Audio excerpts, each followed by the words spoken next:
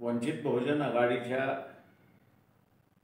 अध्यक्ष, जिल्ह्यातले आणि तालुक्यातले आणि इतर सगळ्या कार्यकर्त्यांना आवाहन करण्यात येत आहे की पश्चिम महाराष्ट्रामध्ये पावसाची परिस्थिती बिकट केलेली आहे, पूरग्रस्त परिस्थिती आहे। ऊसतोड कामगार आपापल्या जिल्ह्यातून स्वतःहून निघतोय किंवा कारखाने चोड मार्गाने घेऊन जातात आहेत।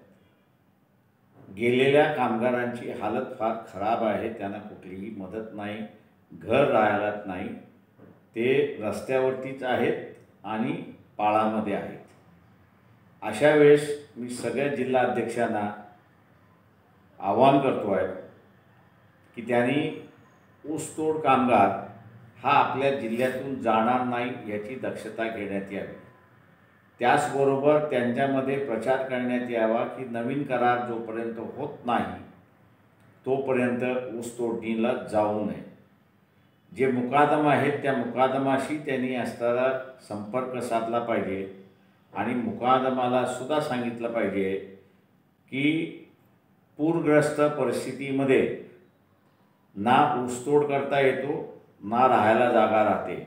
अशा वेळेस आपणही ऊसतोड कामगाराला कामावरती जाऊ देऊ नका असं आव्हान मी आपल्यासमोर करतोय। दुसरं, करारनाम्याच्या संदर्भात 25 तारखेला कार्यक्रम आयोजित केलेला आहे। त्या कार्यक्रमामध्ये ऊसतोड कामगाराने मोठ्या प्रमाणात उपस्थित राहावं अशी विनंती सुद्धा करतो।